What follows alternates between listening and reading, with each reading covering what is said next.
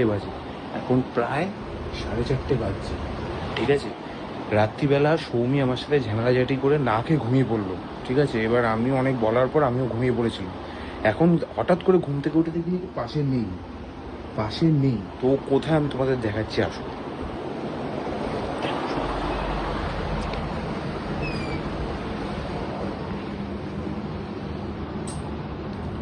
দেখতে পাচ্ছ?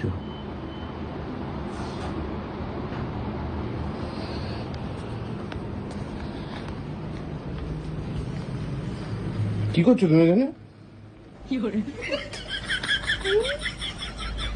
ম্যাগি করছো? কি হয়েছিল? তাহলে ঢং করে, তখন ঢং করে না খেয়ে ঘুমিয়ে পড়লে কিসের জন্য? ঢং করো না, যাও তো ব্যাং। 4:30 বাজে, কি ম্যাগি ফ্যাগি রান্না করছো কিসের জন্য? তোমার কি হচ্ছে? তো তখন ঢং করে ঘুমিয়ে পড়লে কিসের জন্য? ঘুম পেয়েছিল তাই।